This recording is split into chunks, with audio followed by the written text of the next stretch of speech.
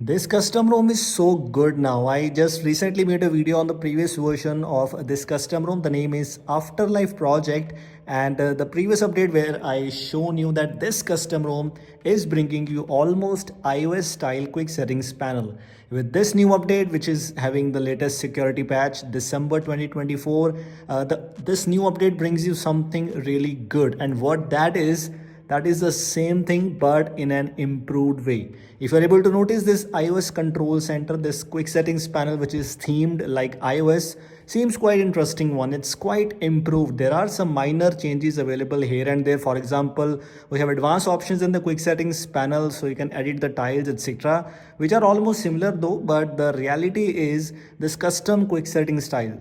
So for example, I just disabled this thing. By default, you will see this sort of quick settings panel if you enable this option. And as you can see, I just enabled it. I did not found any kind of system UI restart, etc. If you take a look at this one, if you enable HyperOS style, this is how it is looking like. Personally speaking, this HyperOS style is not that good as compared to iOS style. And if you enable this animation style, this is what we have. So by expanding the quick settings panel, you will see a new animation if you choose this one. But this iOS style seems, personally speaking, this is looking so good and quite improved. Like as example, if you talk about some other of the custom ROMs, for example, if you take a look at some of the other custom ROMs, the quick settings panel theming options are there, but not exactly the similar like this one. Other options, as if you simply choose iOS control center, iOS quick settings panel, other than else, everything else is just literally same. Nothing new, nothing unique, but the quick settings panel tells you everything. You can also switch between Android 11 style quick settings panel or Android 14 style quick settings panel. It's totally up to you. You can also even further customize the quick setting tile shape, which these kind of options are basically similar, which you have in some other custom ROMs too. One thing which is added in this new update is Sidebar. Sidebar is now coming with almost every custom ROM. As far as I know, it is already a part of CRDroid custom ROM. It is already a part of Rising OS custom ROM. And as far as I know, we have some more custom ROMs available. For example, Project Blaze, where you have the sidebar option available. You can simply use floating windows and you can use some other apps. It's almost similar to HyperOS and some of the other OEMs. For some of you, this might be a very amazing and quite useful feature. For some of you, it might not be, but it is present in this update. So just wanted to let you know, you just have to enable this sidebar option by moving into the miscellaneous options.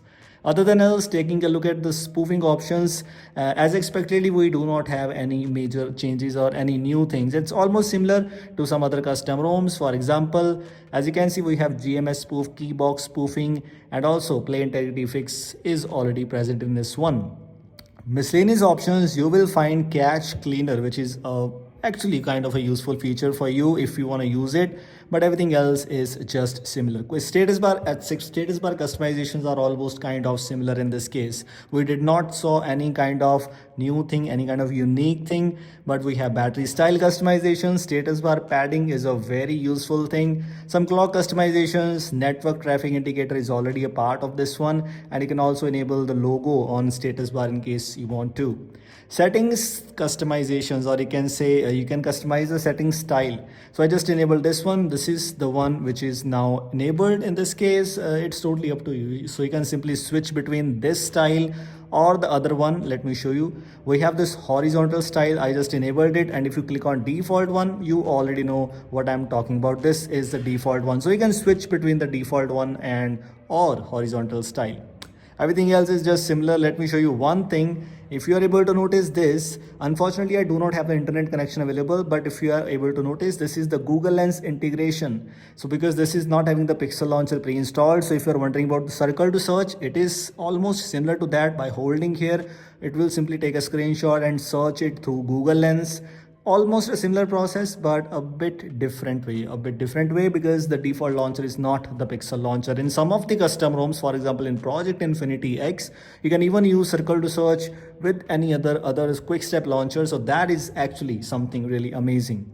Everything else is similar in this case, as if you are able to notice. But one thing, let me show you, in case you are not sure about this one. Let me tell you that this is not based on Android 15. This is based on Android 14. So which simply means, if you are wondering about Android 15 features, those are definitely not present in this case.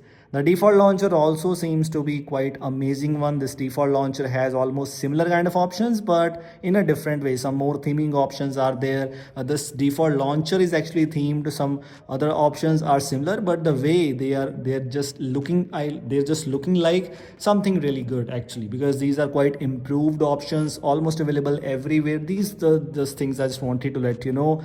If you like this video, don't forget to drop a like. If you want to try this custom ROM, link is already there in the description. Thanks for watching. We'll see you in the next one. Make sure to like this video.